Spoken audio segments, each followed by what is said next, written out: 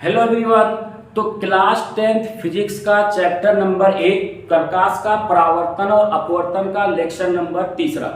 इससे पहले हमने लेक्चर नंबर 2 किया था। उस लेक्चर नंबर 2 में हमने देखा था कि प्रकाश का परावर्तन क्या होता है और परावर्तन के नियम क्या होते हैं। आपने उस लेक्चर को देखा था? अगर नहीं देखा है तो मेरा सजेशन है आप एक बार उसको देख लीजिए, क्योंकि हमने वहां पर सबसे बेसिक बात की थी कि परावर्तन होता क्या है और परावर्तन किस प्रकार से होता है। क्योंकि इसके बाद हमें पूरा क्या पढ़ना है, दर्पण और लेंस। अभी तो दर्पण हमें शुरुआत करना है, तो दर्पण में हर जगह क्या होता है, परावर्तन ही होता है। और वही परावर्तन का नियम यहाँ पर लगाएंगे जो हमने परावर्तन का नियम वहां पर आपको सिखाया था, वैसे हम परावर्तन बार बार यहाँ पे करेंगे। तो उसमें देखिए परावर्तन का नियम तो वो आपको आना चाहिए। वैसे भी जितनी की जरूरत पड़ेगी हर बार की तरह उतना मैं यहाँ पर आपको बताऊंगा, लेकिन आप फुल लेक्चर देख लें तो आपके लिए ज्यादा बेहतर होगा। तो चलिए आज का लेक्चर स्टार्ट करते हैं। तो आज हम पढ़ने वाले हैं दर्पण। तो सबसे पहले हेडिंग लगा देते हैं कि दर्पण क्या होता है। दर्पण क्या होता है, तो देखो आज का लेक्चर का जो मेन मोटिव हमारा ये है कि दर्पण क्या होता है और दर्पण कितने प्रकार के होते हैं ये देखेंगे। उसमें से एक प्रकार का दर्पण आज हम करेंगे, ठीक। तो देखो इससे पहले जो हमने परावर्तन पढ़ा था तो दूसरे वाले लेक्चर में, तो उस लेक्चर में बार बार हम बोलते थे दर्पण पे प्रकाश की किरण आकर क्या हो रही है, पड़ रही है, वहां से वापस उसी माध्यम में लौट जाती है। इसी घटना को क्या कहते हैं, प्रकाश का परावर्तन। ऐसे में परिभाषा लिखवाया था वहां पे। तो अब देखो हम वहां पे दर्पण क्यों बार बार इस्तेमाल करते हैं, या फिर आप जहाँ पे कोचिंग में पढ़ रहे होंगे, जहाँ भी स्कूल आप कर रहे होंगे, तो वहां पर आपको भी इसी तरीके से बताया जाता होगा। तो देखो हमने स्टार्टिंग में परावर्तन में ये भी बताया था कि परावर्तन कैसे पदार्थ से होता है, अपारदर्शी पदार्थ से होता है। अपारदर्शी पदार्थ अब किसे कहते हैं, इसके लिए आपको लेक्चर नंबर 1 देखना पड़ेगा। बता दे रहा हूँ यहाँ पर भी, अपारदर्शी पदार्थ किसे कहते हैं कि वे पदार्थ जिनसे प्रकाश कुछ भी पार नहीं होता, उनको हम क्या कहते हैं, अपारदर्शी पदार्थ। 3 प्रकार के होते थे, पारदर्शी, पारभासी और एक होता था हमारा अपारदर्शी। तो परावर्तन किससे होता था, अपारदर्शी पदार्थ से होता था। अब जैसे देखो ये हमारा बोर्ड है, ये भी क्या है, अपारदर्शी। प्रकाश तो यहाँ से पार हो नहीं पाएगा, तो यहाँ से भी क्या करेगा, टकरा कर वापस लौटेगा। लेकिन हम इसको इस्तेमाल नहीं करते, हम दर्पण का इस्तेमाल क्यों करते हैं, क्योंकि दर्पण जो होता है एक ऐसी युक्ति होता है। दर्पण भी क्या होता है, हमारा अपारदर्शी पदार्थ ही होता है। क्योंकि हम पीछे से देखो कांच को पीछे से पॉलिश कर देते हैं तो क्या बन जाता है, दर्पण बन जाता है। तो वो भी अपारदर्शी पदार्थ ही होता है। अब लेकिन दर्पण की ऐसी खासियत होती है कि दर्पण एक ऐसी युक्ति होती है, अगर हम इसको लिखें तो लिखेंगे कि दर्पण, अगर हम इसको लिखते हैं तो पूरा लिखेंगे कि दर्पण एक ऐसी युक्ति है, दर्पण एक ऐसी युक्ति है जो लगभग सभी प्रकाश को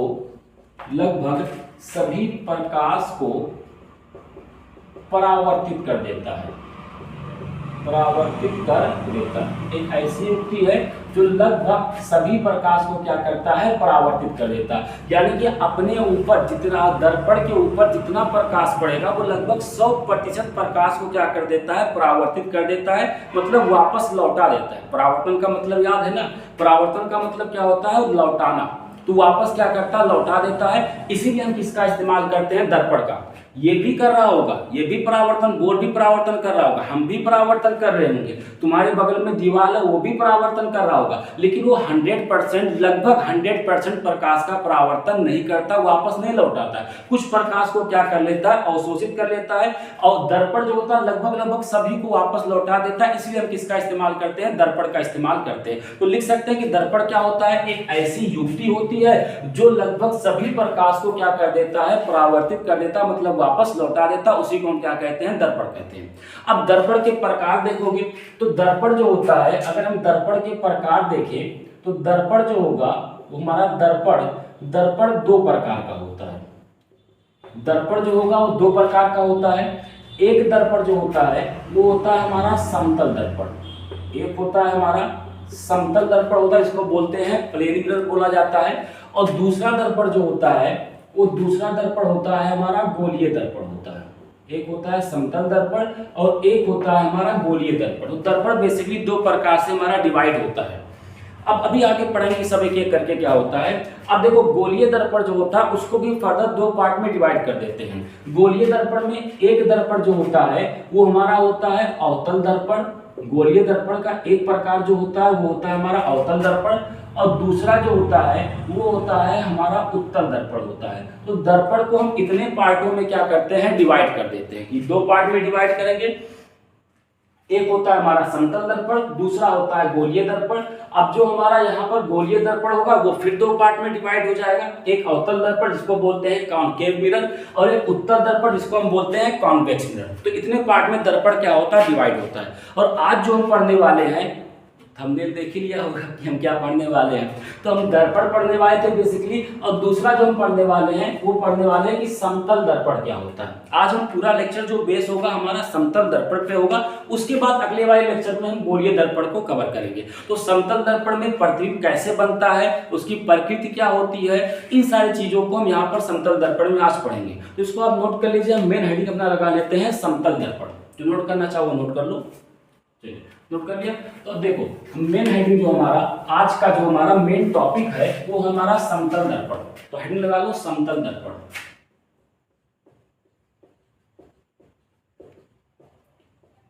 समतल दर्पण, देखो समतल दर्पण क्या होता है, ऐसा दर्पण जिसका परावर्तक पृष्ठ समतल होता है। सिंपल एक लाइन की परिभाषा लिखना चाहो तो ऐसा दर्पण, अब देखो दर्पण हमने दो प्रकार का पढ़ा, फिर फाइनली गोलीय दर्पण दो पार्ट में पड़ जाता है। तो कुल मिलाकर दर्पण हमारा तीन प्रकार के बना। तो ऐसा दर्पण होगा, ऐसा दर्पण, अब उन्हीं दर्पणों में से ऐसा दर्पण जिसका परावर्तक पृष्ठ, ऐसा दर्पण जिसका परावर्तक पृष्ठ समतल होता है, परावर्तक पृष्ठ समतल होता है, उसको हम क्या बोलते हैं, समतल दर्पण बोलते हैं। अब यहाँ पे एक वर्ड आया है परावर्तक पृष्ठ। ये परावर्तक पृष्ठ क्या होता है, इससे पहले भी हमने मेंशन किया था परावर्तक पृष्ठ क्या होता है दूसरे वाले लेक्चर में, इसलिए कह रहा हूं दूसरा लेक्चर आप पहले एक बार देख लीजिए क्योंकि बहुत छोटी छोटी सी बातें हमने उसमें किया था। ठीक है, देखो बता दे रहा हूं परावर्तक पृष्ठ क्या होता है कि ऐसा पृष्ठ जहां से प्रकाश का परावर्तन होता है, जहां से प्रकाश टकराकर वापस लौटती है, उसी पृष्ठ को हम क्या बोलते हैं, परावर्तक पृष्ठ बोला जाता है। तो इसको समतल दर्पण की परिभाषा जाएगी कि ऐसा दर्पण जिसका परावर्तक पृष्ठ समतल होता है उसे हम क्या कहते हैं, समतल दर्पण कहते हैं। ठीक, जैसे समतल दर्पण तुम्हारे घरों में इस्तेमाल करते हो, सुबह सुबह चेहरा देखते हो अपना, वही तुम्हारा क्या होता है, समतल दर्पण होता है। अगर तुम अपने हाथ में समतल दर्पण को पकड़ो और उसको क्या करो, ऐसे स्पर्श करते चले जाओ, तो देखोगे हर जगह हमारा तुम्हारा दर्पण जो होगा वो हर जगह पर क्या होगा, समतल होगा। ऐसा नहीं होगा कि कहीं पर दर्पण धंसा होगा, कहीं पर दर्पण उठा होगा, ऐसा कुछ नहीं होगा। एक प्लेन होगा, एक समतल की तरीके से होगा, तो इसलिए इसको हम क्या बोलते हैं, समतल दर्पण बोलते हैं। अब देखते हैं कि समतल दर्पण, बस इतनी सी परिभाषा है। अब देखते हैं कि समतल दर्पण में प्रतिबिंब हमारा किस प्रकार से बनता है। देखो हमारा जो समतल दर्पण होगा, ये हमारा समतल दर्पण, ये तो कांच है हमारा, हमने कांच को एक तरफ से पॉलिश कर दिया तो ये हमारा क्या बन गया, एक दर्पण बन गया। अब इसका देखो परावर्तक पृष्ठ ये है, ये एकदम सीधा है, समतल है, इसलिए इसको हम क्या बोलते हैं, समतल दर्पण बोलते हैं। अब हम क्या करते हैं कि यहाँ पर क्या किए कि यहाँ पर हम किसी वस्तु को उठाकर इस तरीके से लाइन खींच दिया और यहाँ पर हम क्या करते हैं, किसी वस्तु को उठा के रख दिया, ये हमारा वस्तु ए और बी हो गया। हम देख रहे हैं कि समतल दर्पण में प्रतिबिंब किस प्रकार से बनता है। तो हमने ऐसे एक वस्तु को उठाकर रखा, ये वस्तु हो गया हमारा ए बी। अब हम क्या करते हैं, देखो हमें परावर्तन कराने के लिए पहले क्या होता है, एक आपतित किरण डालनी होती है। तो हम पहले क्या करते हैं कि यहाँ से एक सीधी आपतित किरण जो होती है इसे दर्पण पे डाल देते हैं। अगर आपतित किरण सीधा डालेंगे तो यही बिंदु हमारा क्या कहलाएगा, आपतन बिंदु। और हमने कल एक चीज बताया था कि अगर दर्पण पे कोई भी प्रकाश की किरण सीधे पड़ती है तो वापस उसी पाथ पे क्या होती है, लौट जाती है। यानी कि ये प्रकाश की किरण जो होगी जिस रास्ते से आएगी वापस उसी रास्ते से क्या हो जाएगी, लौट जाएगी। याद करो लास्ट में हमने एक क्वेश्चन किया था, ऐसा क्यों होता है, क्योंकि देखो ये हो जाएगी हमारी आपतित किरण और ये हो जाएगा आपतन बिंदु। आपतन बिंदु पर क्या खींचते थे, अभिलंब, तो आपतन बिंदु पर अभिलंब खींचेंगे तो यही रेखा हमारी अभिलंब वाली भी आ जाएगी। तो अब देखो हमारा एंगल आई का मान कितना हो जाएगा, 0, जिसको आपतन कोण बोलते थे। और अगर एंगल आई का मान 0 है तो परावर्तन के नियम से हम कह सकते हैं कि एंगल आर का मान भी क्या होगा, 0 होगा। 0 होगा भाई, क्योंकि परावर्तन का दूसरा नियम मैं तो कहता था कि आपतन कोण सदैव परावर्तन कोण के बराबर होता है। तो वापस उसी मार्ग पे क्या होगा, लौट जाएगा। तो ये वापस आगे उसी मार्ग पे क्या हो गया, लौट गया। अब दूसरी किरण हम लेते हैं, उस दूसरी किरण को हम कहां से ले जाते हैं, इस बिंदु पर लाकर आपतित कराते हैं, इस बिंदु पर। तो ये हो जाएगा हमारा आपतित किरण और ये बन जाएगा आपतन बिंदु और आपतन बिंदु पर यही रेखा हमारी क्या होगी, अभिलंब। अब जितना कोण यहाँ से बनाएगा, अगर मान लो थीटा कोण या आई कोण बना रहा है, उतना ही कोण कहाँ बनाएगा, नीचे। अभी नीचे की तरफ क्या होगा, परावर्तित हो जाएगा, ये आई हो जाएगा और ये हमारा कितना हो जाएगा, आर। ये आई और कितना हो गया, आर। इस तरीके से अब देखो हमने दो किरण डाली है, दो किरण डाली है, एक किरण सीधा ले गए, ये वापस आगे की तरफ बढ़ गया, और एक किरण जो ये आपतित किरण यहाँ से डाली थी वो नीचे की तरफ क्या हो गया, परावर्तित हो गया। अब पहले लेक्चर की कहानी याद करो, हमने बताया था प्रतिबिंब कैसे बनता है कि किसी बिंदु स्रोत से जब प्रकाश की किरणें चलती हैं, किसी वस्तु से टकराने के बाद, वो उस पर पूरा लिखवाया था कि परावर्तन अथवा अपवर्तन के बाद जिस बिंदु पर जाकर मिलती हैं वहीं पर क्या बनता है, प्रतिबिंब बनता है। पहले लेक्चर में बात हमने बताई थी। तो अब देखो क्या ये दोनों किरणें हमारी कभी मिलेंगी, कभी नहीं मिलने वाली है। तो हम क्या करते हैं कि इन दोनों किरणों को पीछे की तरफ बढ़ाते हैं। जब कहीं नहीं मिलती है तो इन दोनों किरणों को हम क्या करते हैं, पीछे की तरफ बढ़ाते हैं। तो जब इन दोनों किरणों को देखो, इस किरण को पीछे की तरफ लेके चले गए और इस किरण को भी क्या करते हैं, इस किरण को भी हम क्या करते हैं, पीछे की तरफ ही लेकर जाते हैं। तो जब इस किरण को भी हम पीछे की तरफ लेकर आएंगे तो ये दोनों किरणें हमारी जिस बिंदु पर जाकर कटेंगी वहीं पर हमारा क्या होगा, प्रतिबिंब बन जाएगा। तो ये हमारा क्या बनेगा, यहाँ पर प्रतिबिंब बनेगा, ये हमारा प्रतिबिंब बन जाएगा। अब प्रतिबिंब सीधा बन रहा है या उल्टा, ये चीज देखना है। तो अब देखो सिर से चले थे, वापस दोनों टकराने के बाद पीछे बढ़ाए तो कहाँ गए, सिर पर मिले। तो सिर पे हमारा सिर ए हो जाएगा और ये हमारा कितना हो जाएगा, बी। देखो सिर से ये मान लो सिर है और ये इसका मान लो पैर है, इसको हेड मान लो, इसको क्या मान लो, टेल मान लो। तो अगर हेड से प्रकाश की किरण चली थी तो वापस देखो हेड ही पर जाकर ऊपर ही जाकर मिली, यानी कि इसका प्रतिबिंब कहाँ जाकर बनेगा, ऊपर ही जाकर बनेगा। तो इसका सीधा प्रतिबिंब हमारा यहाँ पर बन जाएगा। अब ये हमारी वस्तु थी और ये हमारा क्या हो जाएगा, प्रतिबिंब। इसको नाम दे दो ए डैश बी डैश, इसको नाम दे देते हैं, ये हमारा कितना हो जाएगा, ए डैश बी डैश के बराबर। तो ये वस्तु हो गई और ये हमारी क्या बन गई, प्रतिबिंब बन गई। तो समतल दर्पण में देखो जो हमारा प्रतिबिंब बन रहा है वो प्रतिबिंब हमारा कैसा बन रहा है, सीधा बन रहा है। और देखो वहां पर आभासी और वास्तविक प्रतिबिंब बताया था क्या होता है। अगर दोनों किरणें वास्तव में कटती हैं तो वास्तविक, और कटती हुई प्रतीत होती है तो आभासी। तो यहाँ पर देखो वास्तव में थोड़ी ना कट रही है, जबरदस्ती पीछे बढ़ा रहे हैं तो ये आभासी। तो प्रतिबिंब कैसा हो जाएगा, सीधा और आभासी। ये जो हमने प्रतिबिंब बनाया है, ये प्रतिबिंब हमने इस प्रकार से बनाया है कि जो हमने कोई एक बड़ी वस्तु लिया था तो हमने इस प्रकार से प्रतिबिंब हमारा बनता है समतल दर्पण में। जब तुम दर्पण के सामने खड़े होते हो, अपने चेहरे को देखते हो या पूरे शरीर को देखते हो तो प्रतिबिंब तुम्हारा ऐसे ही बनता है। एक किरण तुम्हारे सर से सीधे जाती है, वो आगे की तरफ लौट आएगी, उसको पीछे बढ़ा देंगे। एक किरण नीचे किसी कोण पर जाकर पड़ेगा तो नीचे की तरफ क्या होगा, परावर्तित हो जाएगा, पीछे बढ़ाएंगे तो ऊपर जाके इसी पॉइंट पे मिलेगा, तुम्हारा सर से सर क्या होगा, दिखाई देना शुरू हो जाएगा। पैर देखना है, पैर भी दिखा देंगे। देखो एक किरण सीधा यहाँ से डाल दो, वो वापस लौटेगा, आगे बढ़ जाएगा, और दूसरी किरण को यहाँ से डाल देते हैं, वो बाहर की तरफ जाएगा, पीछे बढ़ाओगे तो उसी बिंदु पर जाकर मिल जाएगा। दिखा पैर, दिखा। देखो एक किरण को यहां से डालेंगे सीधा, वो वापस उसी मार्ग पे क्या होगा, लौट जाएगा।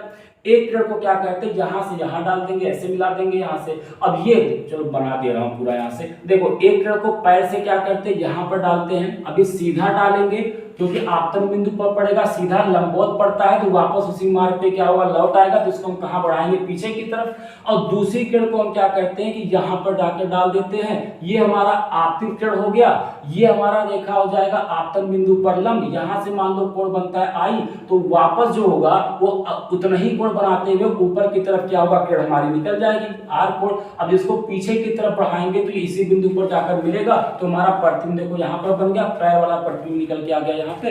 तो वही तो कह रहा था, सर ऊपर होगा, सर से किरण चलेगी तो ऊपर बनेगा, पैर से किरण चलेगी तो किरण कहाँ के आके मिलती है, नीचे।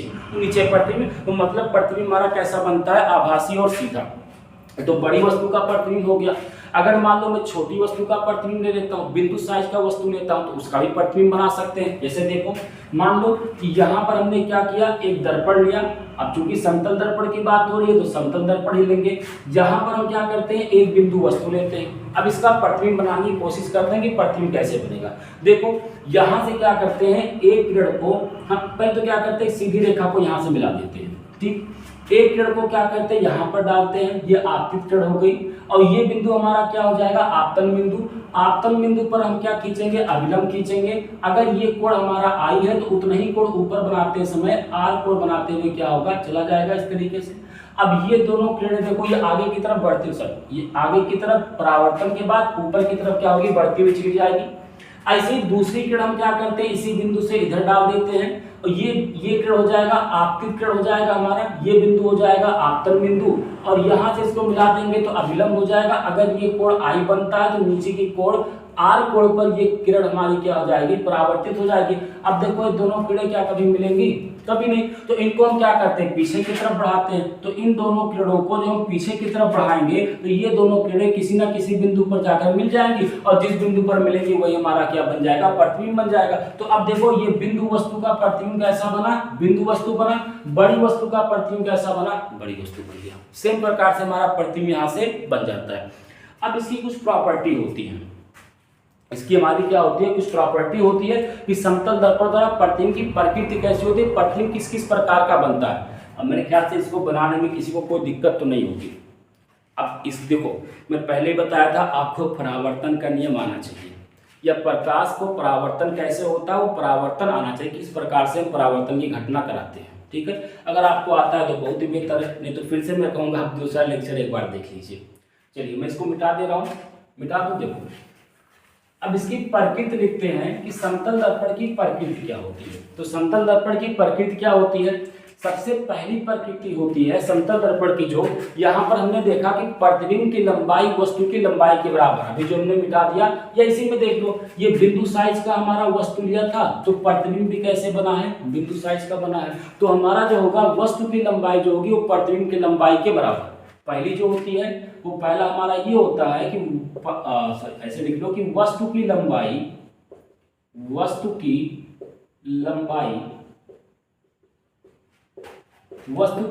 बराबर किसके होगा, प्रतिबिंब की लंबाई, प्रतिबिंब की लंबाई। वस्तु की लंबाई बराबर होता हमेशा कैसा होता है, प्रतिबिंब की लंबाई। देखो बिंदु वस्तु लिया तो प्रतिबिंब भी कैसा बना, बिंदु। बड़ी वस्तु लिया था तो प्रतिबिंब भी कैसा बना था, बड़ा बना था। दूसरा वस्तु की दूरी बराबर प्रतिबिंब की दूरी। दूसरा होता है हमारा कि वस्तु की दूरी बराबर किसके होगा, प्रतिबिंब की दूरी, प्रतिबिंब की दूरी। वस्तु की दूरी, देखो सारी दूरियों को कहां से नापते हैं, इसी बिंदु से, ये मध्य बिंदु होगा, इसी से नापेंगे। तो जितनी दूरी हमारी ये होगी, अगर मान लो ये हमारा बन रहा है 10 सेंटीमीटर पर, तो ये भी प्रतिबिंब भी कितनी दूरी पर बनेगा, 10 सेंटीमीटर पर आकर ही बनेगा। ये दोनों क्या होते हैं, हमेशा बराबर। इसको कहो तो प्रूफ भी कर दो बराबर कैसे होते हैं दोनों दूरियां। चलो प्रूफ कर देते हैं। पूरा प्रूफ हमारे में है नहीं, लेकिन ऐसे जनरली मैं आपको दिखा दे रहा हूँ कि प्रूफ किस प्रकार से होगा। जैसे मान लो ये हमारा आपतन कोण और परावर्तन कोण था, अगर इसको थीटा मान लेते तो ये भी कितना होगा, थीटा। और अगर मैं इसको थीटा मान लेता हूं तो ये भी कितना हो जाएगा, थीटा, क्योंकि आपतन कोण परावर्तन कोण क्या होगा, बराबर। और इसको क्या करते हैं, थोड़ा आगे की तरफ बढ़ा देते हैं। ठीक, यहां से हमने क्या कर दिया, इसको आगे की तरफ बढ़ा दिया। अब देखो ये अगर थीटा है तो ये कोण भी हमारा कितना हो जाएगा, थीटा। कैसे, जेड बन रहा है, देखो यहाँ से ये जेड बना, तो ये कोण क्या होगा, बराबर। एक सिंपल सा ट्रिक बताऊं, जब भी कभी ऐसे जेड बने तो ये कोण हमेशा क्या होते हैं, बराबर होते हैं। अब कहोगे ये कहाँ से आ गया, मान लो ऐसे ही होता है, ये चीज याद रखो, ऐसे देख लो भी होता भी है। ये दोनों रेखाएं क्या होंगी, समांतर, और जब दो समांतर रेखाओं को तिर्यक रेखा काटती है तो क्या हमारा ये कोण और जो यहाँ से हमारा ये कोण, एक कोण हमारा यहाँ से बन रहा है, ये कोण दोनों बराबर नहीं होते हैं, वही तो हमारा बन रहा है। दो समांतर रेखाओं को तिर्यक रेखा काटती है तो चाहे दोनों कोण हमारे बराबर होंगे, वही तो जेड बन रहा। देखो समांतर रेखाओं की तिर्यक रेखा काट रही है तो ये दोनों कोण आपस में क्या होंगे, बराबर। वही बात तो मैं कह रहा हूँ, तो इतना लंबा काहे को याद रखना, सिंपल याद रखो, जहाँ जेड बनेगा तो ये दोनों हमारे आपस में क्या हो जाएंगे, बराबर हो जाएंगे। तो जेड बन रहा है, दोनों आपस में क्या हो गए, बराबर हो गए। दूसरा देखो, अगर ये कोण थीटा है तो ये कोण भी थीटा हो जाएगा हमारा। कहाँ से थीटा हो जाएगा, शिक्षाभूत कोण से दोनों कोण हमारे कैसे जाएंगे, थीटा हो जाएंगे। देखो यहाँ से ये थीटा है तो देखो ये जेड बन गया, इधर से देखो ये जेड बना, ये थीटा, तो ये भी कितना हो गया, थीटा। देखो बहुत शॉर्टकट में बता रहा हूँ, क्योंकि अब इसका प्रूफ नहीं पढ़ना है यार, ये सब 12th का है, लेकिन अब यहाँ पे थोड़ा सा आ गया तो बता दे रहा हूँ कैसे होता है। देखो ये हमारा ये आया, ये जेड बन गया, तो ये कोण कितना हो जाएगा, थीटा। देखो यहाँ पर 90 है, यहाँ पर भी क्या है, 90, ये थीटा, ये 90, तो इस त्रिभुज में देखोगे तो ये कोण कितना हो जाएगा, 90 माइनस का थीटा। इधर देखो ये थीटा, ये 90, तो इस वाले त्रिभुज में देखोगे तो ये कोण कितना हो जाएगा 90 माइनस का थीटा। और ये भुजा जो है, ये भुजा दोनों में क्या है, उभयनिष्ठ, भुजा उभयनिष्ठ हो गई। तो अब जरा यहाँ से देखो, हम कह सकते हैं angle side angle, angle side angle से हम कह देंगे कि ये त्रिभुज और ये त्रिभुज, ये दोनों त्रिभुज हमारे कैसे हो गए, सर्वांग सम हो गए। एंगल 90 में आपने मैथ में पढ़ा होगा, अब ये मत करना नहीं पढ़ा है मैंने। एंगल साइड एंगल, क्योंकि ये भुजा दोनों में क्या उभयनिष्ठ है, सर्वांग सम हो गया। और सर्वांग सम हो गया तो ये भुजा किसके बराबर हो जाएगा, इस भुजा के बराबर हो जाएगा। वही तो मैं कह रहा था कि यहाँ देखो दर्पण से जितना दूर वस्तु रखोगे, दर्पण से उतनी दूरी पर क्या बनेगा, प्रतिबिंब। अगर ये दूरी को L मान लेते हैं तो ये दूरी भी हमारी कितनी होगी, L होगी। समझ में आया बात को, सिंपल प्रूफ करें। देखो फिर से एक बार दिखा दे रहा हूँ, ये थीटा, ये भी थीटा, क्योंकि ये आपतन कोण, ये हमारा परावर्तन कोण। अब देखो ये थीटा तो ये थीटा, कैसे थीटा बन गया, यहाँ से देखो ये पूरा हमारा जेड बना, यहाँ से थीटा बन गया।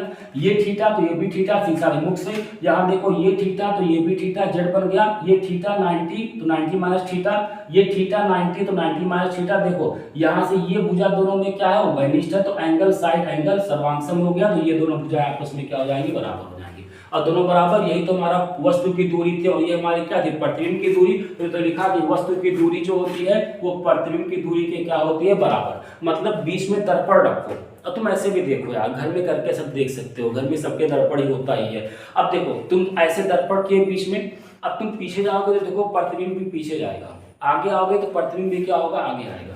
तो ये होता है हमारा, तो वही हमारी दूरी दोनों की क्या होती है, बराबर होती है। तीसरी चीज जो हमारा प्रतिबिंब बनता है, प्रतिबिंब, जो प्रतिबिंब होता है, प्रतिबिंब आभासी तथा सीधा होता है।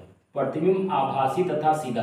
अब आपको पहले लेक्चर की बात याद कराऊं, पहले लेक्चर में मैंने जहाँ पे प्रतिबिंब बताया था, वहां पे बताया था प्रतिबिंब दो प्रकार के होते हैं, वास्तविक और आभासी।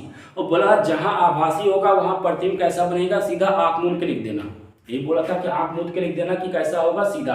देखो दोनों किरणें वास्तव में नहीं मिलती, एक इधर जा रही है, एक इधर जा रही है, पीछे जबरदस्ती बढ़ाने पर मिल रही है। तो जबरदस्ती बढ़ाने पर मिलती है तो उसको क्या बोलते हैं, आभासी। और आभासी में प्रतिबिंब हमेशा कैसा होगा, सीधा। देखो हमने पिछले वाले चित्र में देखा भी था, रिवाइज करके वीडियो को देख लो, वहां पे आभासी प्रतिबिंब हमारा बन रहा था, सीधा प्रतिबिंब बन रहा था वहां पे। अगली प्रॉपर्टी देखो, प्रतिबिंब जो होता है, चौथी प्रॉपर्टी है कि प्रतिबिंब जो होता है, प्रतिबिंब हमारा, प्रतिबिंब पार्श्विक उल्टा, पार्श्विक उल्टा होता है। पार्श्विक उल्टा, देखो ये सबसे इंपॉर्टेंट चीज है, पार्श्विक उल्टा। उल्टा और पार्श्विक उल्टा में फर्क होता है। उल्टा का मतलब क्या हुआ, जैसे तुम दर्पण के सामने सीधा खड़े हुए तो दर्पण में तुम्हारा प्रतिबिंब उल्टा बन रहा, मतलब तुम्हारा सर नीचे हो गया और पैर कहाँ हो गया, ऊपर। तो उसको क्या बोलेंगे, उल्टा बोलेंगे। हमारे दर्पण में होता है कैसा, तुम दर्पण के सामने खड़े होगे तो तुम्हारा सर जो होगा वो नीचे बनेगा, पैर जो होगा ऊपर बनेगा, तो उसको बोलेंगे उल्टा प्रतिबिंब। पार्श्विक उल्टा का मतलब होता है कि दायां वाला बायां दिखाई देता है, बायां वाला दायां दिखाई देता है। अगर तुम दर्पण के सामने खड़े हो जाओ, अपना दायां हाथ उठाओगे तो दर्पण में देखोगे तो दर्पण में ऐसा लगेगा कौन सा हाथ उठा रहा हूं, बायां हाथ। अगर तुम अपना दर्पण के सामने खड़े होकर बायां हाथ, या ऐसे करो कि दर्पण में खड़े होकर देखो कि दर्पण में तुम्हारा बायां हाथ कौन सा है, तो दर्पण में तुम बायां उठाओगे तो एक्चुअल में कौन सा उठा रहे होगे, दायां हाथ उठा रहे होगे। तो इसी को हम क्या बोलते हैं, पार्श्विक उल्टा, कि बायां दायां दिखाई देता है और दायां कैसा दिखाई देता है, बायां दिखाई देता है। ठीक है। अगली प्रॉपर्टी जो होती है कि प्रतिबिंब का आकार, पांचवा जो होता है वो होता है हमारा कि प्रतिबिंब का आकार, प्रतिबिंब का आकार बराबर होता है वस्तु के आकार का, वस्तु के आकार का। दोनों आकार के क्या होते हैं, बराबर। जैसे मान लो अगर तुम दर्पण के सामने खड़े हुए, तुम पतले दुबले हो तो प्रतिबिंब भी पतला ही बनेगा। अगर तुम मोटे हो तो प्रतिबिंब कैसा बनेगा, कोई अपने आपको मोटा तो समझता नहीं है, चलो भाई मैं ही मोटा हूँ, अगर मैं मोटा हूँ, मैं खड़ा हूँ तो मेरा प्रतिबिंब कैसा बनेगा, मोटा। मेरा कहने का मतलब ये है कि जितना बड़ा वस्तु लोगे, जैसा आकार का वस्तु लोगे, वैसी आकार का तुम्हारा क्या बनता है, प्रतिबिंब भी बनता है। तो ये हमारे होते हैं समतल दर्पण की मेन हमारी प्रकृति होती है। अगर एग्जाम में तुमसे पूछ रहा कि समतल दर्पण की प्रकृति लिखिए, तो इस पॉइंट को लिखना मत भूलना, ये वाला पॉइंट, ये सबसे इंपॉर्टेंट पॉइंट है हमारा, कि पार्श्विक उल्टा बनता है। ये एग्जाम में छूट जाता है और ये नहीं छूटना चाहिए कि पार्श्विक उल्टा होता है। हाँ, ये चीज जरूर लिखना कि पार्श्विक उल्टा। पार्श्विक उल्टा का मतलब क्या होता है, दायां बायां और बायां कैसा दिखाई देगा, दायां। यही होता है हमारा पार्श्विक उल्टा होता है। ठीक है, तो ये था समतल दर्पण और ये समतल दर्पण की हमारी प्रकृति होती थी। तो इतना नोट कर लो, फिर आगे कुछ और बातें करते हैं। इतना नोट हो गया इतना, चलिए मिटा दे रहा हूँ, कुछ आगे बातें देखते हैं समतल दर्पण में। देखो नोट डाल लो, नोट डाल के कुछ पॉइंट लिखते हैं कि समतल दर्पण की कुछ इंपॉर्टेंट बातें जो एग्जाम में पूछी जाती है। अब देखो यहाँ तक जो था वो आपका बोर्ड और कंपटीशन दोनों में था। अब इसके आगे जो पढ़ा रहा हूँ वो हमारा बेसिकली कंपटीशन में पूछा जाता है, बोर्ड में कम ही पूछा जाता है। यहाँ से तुम नोट करके कुछ पॉइंट को लिख लेते हैं, नोट डाल लो। नोट डाल के पहला पॉइंट लिखो। पहला पॉइंट हमारा ये है कि यदि हम दर्पण को थीटा कोण, यदि हम दर्पण को थीटा कोण घुमाते हैं तो प्रतिबिंब जो होता है वो हमारा जो प्रतिबिंब होता है, प्रतिबिंब टू थीटा कोण घूमेगा। यदि हम क्या करते हैं कि एक दर्पण लिए, दर्पण के सामने खड़ा हुए और दर्पण को थीटा कोण घुमा दिया तो प्रतिबिंब जो होगा वो कितना घूम जाएगा, 2 थीटा कोण के बराबर क्या होता है, घूम जाता है। ये डायरेक्ट एग्जाम में क्वेश्चन पूछे जाते हैं। अगर थीटा को हम घुमा देते हैं तो दर्पण को घुमा देते हैं थीटा तो प्रतिबिंब कितना घूम जाएगा, 2 थीटा। सिंपल सीधा सीधा क्वेश्चन बनता है, उसका डबल क्या होता है हमारा, हमेशा प्रतिबिंब घूमता है। दूसरा कि वस्तु की चाल अगर v है, अगर मान लो कि वस्तु की चाल v तो बराबर होगा प्रतिबिंब की चाल जो होगी, प्रतिबिंब की चाल 2v। अगर मान लो तुम एक दर्पण लगा देते हो, उसके सामने तुम दौड़ते हुए आते हो, अगर तुम v चाल से चलते हुए आ रहे हो, दौड़ते हुए आ रहे हो, तो दर्पण में तुम्हें प्रतिबिंब किस चाल से आता हुआ दिखाई देगा, 2v से दिखाई देगा। दूसरा पूरा शरीर अगर हमें देखना है, तीसरा है इसमें कि अगर हमें पूरा शरीर देखना है तो उसके लिए, अगर पूरा शरीर देखना है तो उसके लिए हमें जो चाहिए वो 1/2 लंबाई का दर्पण चाहिए, यानी कि 1/2 लंबाई का, 1/2 लंबाई का दर्पण। जितना भी तुम्हारा लंबा, जितने भी तुम लंबे हो उसके आधे लंबाई का अगर दर्पण लोगे तो तुम्हें अपना पूरा शरीर क्या होगा, दिखाई देने लग जाता है। ये हमारे नोट पॉइंट में कुछ बातें थी। अब आगे करते हैं। आगे हमारा क्या है कि 2 दर्पणों के बीच में प्रतिबिंबों की संख्या, 2 समतल दर्पणों के बीच में, 2 समतल दर्पणों के बीच में प्रतिबिंबों की संख्या, 2 समतल दर्पणों के बीच में प्रतिबिंबों की संख्या। अगर 2 समतल दर्पण लगा दिया जाए और बीच में तुम्हें खड़ा कर दिया जाए तो तुम्हारा कितना प्रतिबिंब बनेगा वही देखना। जैसे देखो सैलून में गए हो, सब तो गए होंगे, यहाँ पर हर वो लड़का लड़की हर कोई आजकल जाता है, तो वहाँ पर देखा होगा कि वो अपने चारों ओर दर्पण लगा के रखते हैं। तो उस दर्पण में तुम बैठते हो चेयर पर, देखो तुम्हें हर तरफ कई सारे प्रतिबिंब दिखाई देते हैं। तो कितने प्रतिबिंब तुम्हारे बनेंगे अगर एक दर्पण रख दिया जाए, ऐसे 2 दर्पण रख दिया जाए और बीच में तुम्हें क्या कर जाए, खड़ा कर दिया जाए। तो वही चीज हमें देखना है कि 2 समतल दर्पणों के बीच में प्रतिबिंबों की संख्या। तो इसके लिए हम क्या करते हैं, छोटा सा टेबल बनाते हैं, वहां से सारे मान निकल के आ जाएंगे। देखो हम क्या करते हैं, n बराबर होता है 360/θ। जितने भी थीटा का मतलब क्या है कि 2 दर्पणों के बीच का कोण कितना है। हम दर्पण को कैसे भी रख सकते हैं, मैं ऐसे मान लो दर्पण है, इसको ऐसे समांतर कर दिया, थीटा का मान 0, इसको थीटा कोण पे क्या करता है, घुमा दिया और घुमा दिया, ऐसे और घुमा दिया, ऐसे कर दिया। यानी कि जैसे जैसे कोण को चेंज करते जाओगे तुम्हारे प्रतिबिंबों की संख्या जो होती है चेंज होती चली जाती है। तो ये थीटा क्या होता है कि दोनों दर्पणों के बीच का कोण होता है। लिख दे रहा हूँ यहाँ पे, जहां थीटा जो होगा वो दोनों दर्पणों के बीच का कोण, दोनों दर्पणों के बीच का कोण, थीटा जो होता है दोनों दर्पणों के बीच का कोण होता है। अब देखो सिंपल सी बात यहां से याद रखो, 3 चीज बनता है। यदि हमारा n का जो मान है वो n का मान कैसा हो जाए, एक सम संख्या। अगर n जो है वो n हमारा कैसा हो जाए, सम संख्या हो जाएगा, तो उस केस में जो प्रतिबिंबों की संख्या होगी हमारी, अगर n का मान सम आ जाएगा तो जो प्रतिबिंबों की संख्या होगी, प्रतिबिंबों की संख्या बराबर कितनी हो जाएगी, n-1। ज्यादा ऊपर तो नहीं हो रहा है, अभी थोड़ी देर में आपको टेबल एक और बनाएंगे तो वहां से क्लियर हो जाएगा। अभी देखो अगर हम n का मान सम आ जाएगा हमारा तो प्रतिबिंबों की संख्या कितनी हो जाएगी, n-1। यदि हमारा विषम आ गया, यदि हमारा n का मान जो हो गया वो n बराबर कैसा आ गया, विषम संख्या आ गया, तो n बराबर जब विषम आ जाएगा तो उस केस में हमारे 2 कंडीशन बनती है। वहां पे दो कंडीशन बनती है विषम के केस में। विषम के केस में हमारी दो कंडीशन बनेगी यहाँ पर कि जो हमारा प्रतिबिंब है वो प्रतिबिंब हमारा सममिति की स्थिति में है, प्रतिबिंब जो है वो हमारा सममिति की स्थिति में है, या प्रतिबिंब जो है हमारा असममिति की स्थिति में है। प्रतिबिंब जो है वो हमारा सममिति की स्थिति में है या प्रतिबिंब जो है असममिति की स्थिति में है। दो स्थिति हमारी बनती है। अगर सममिति की स्थिति में होगा तो उस टाइम पे जो प्रतिबिंबों की संख्या होगी वो हो जाएगी हमारी संख्या का मतलब प्रतिबिंबों की संख्या होगी n-1, और अगर असममिति होगी तो उस टाइम जो प्रतिबिंबों की संख्या होगी वो प्रतिबिंबों की संख्या हमारी कितनी हो जाएगी, n हो जाएगी।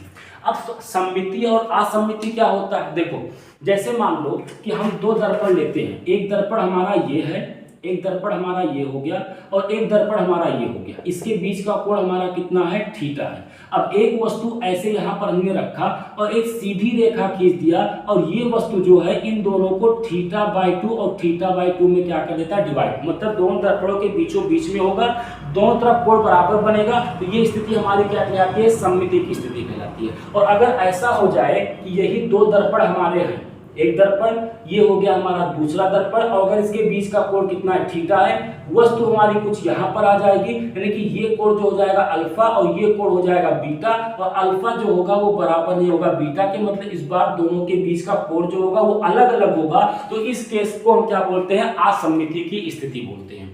और तीसरा जो हमारा इसमें बनता है, तीसरा वाला केस जो होता है वो होता है अपूर्णांक संख्या। n का मान हमारा तीन तरीके से आ सकता है, या तो n का मान जो आ जाएगा वो हमारा क्या होगा, अपूर्णांक संख्या हो सकता है, यहाँ से इतने केस बन सकता है। n का मान या तो सम होगा या तो विषम होगा, या तो कैसा हो जाएगा, अपूर्णांक संख्या होगा।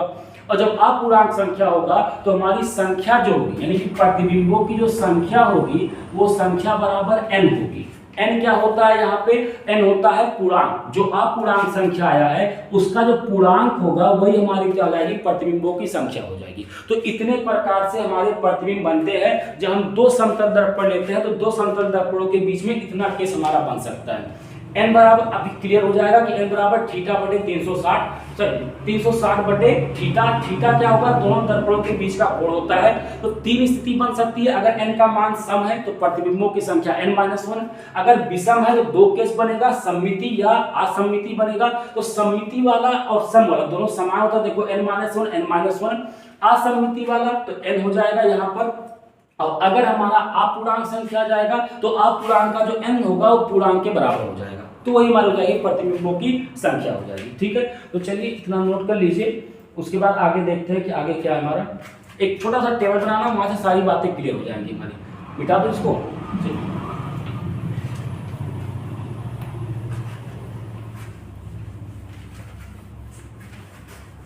यहां से जो बता रहा हूं, यहां से सीधा सीधा क्वेश्चन कंपटीशन में पूछ लेता है कि प्रतिबिंबों की संख्या हमारी कितनी होगी। बहुत ही आसान तरीका बता दिया है, यहां से तुम आसानी से निकाल सकते हो। ठीक है, अब देखो एक टेबल हम बना रहे हैं, यहां पर मान लेते हैं कि ये जो है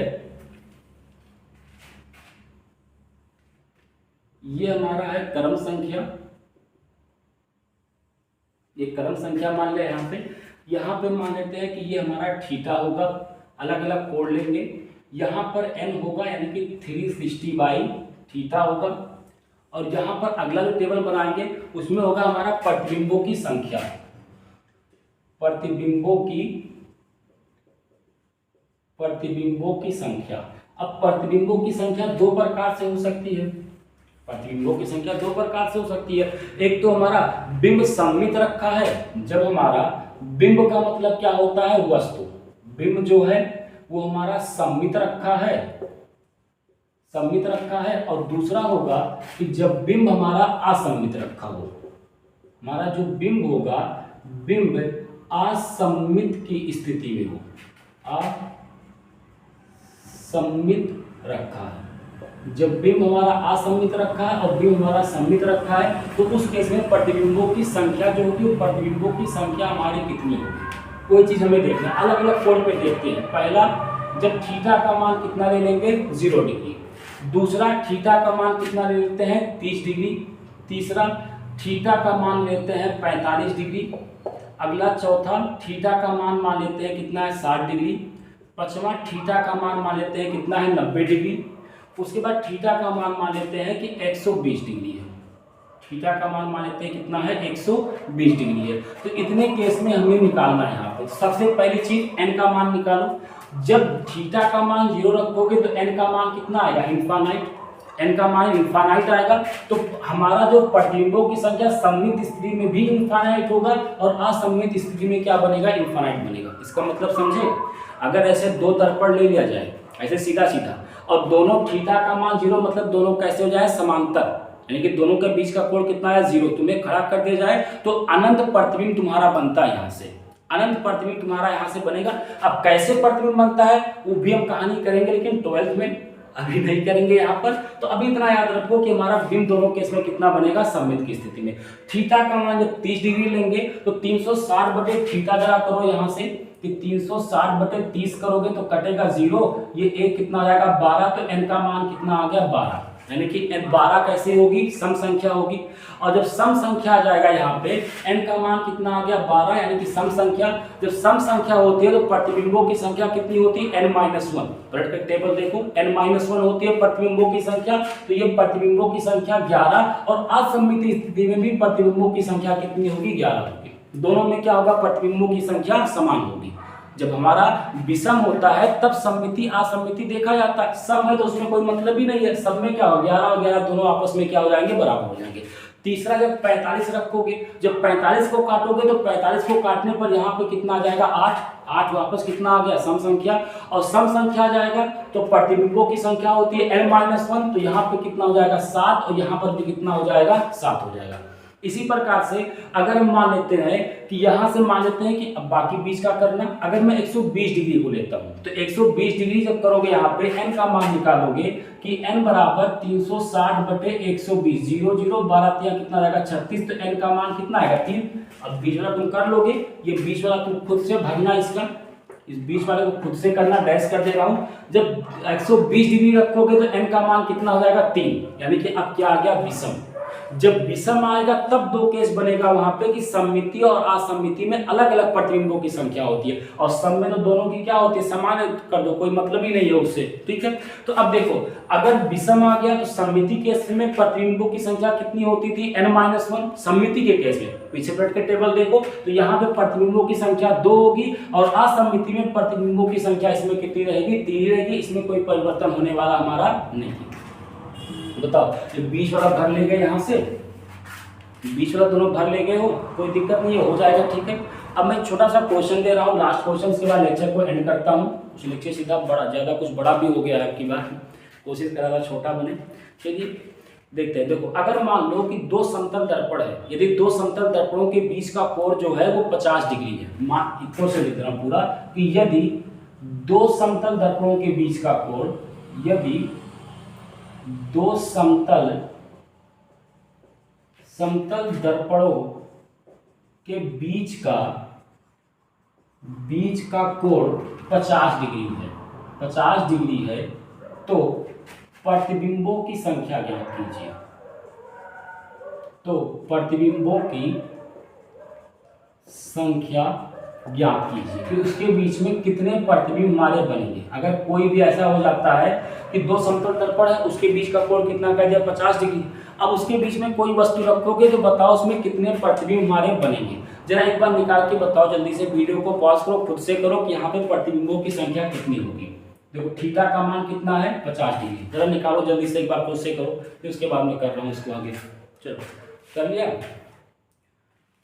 चलिए देखते हैं थीटा का मान कितना है 50। तो पहले हमें क्या निकालना है n बराबर कितना होता है 360 बटे थीटा, n का मान होगा 360 बटे थीटा, और थीटा का मान हमारा कितना है 50 डिग्री। तो यहाँ से करोगे तो 360 बटे कितना हो जाएगा 50, देखो 0 से 0 क्या होगा कटेगा, तो n का मान हो जाएगा 36 बटे 5।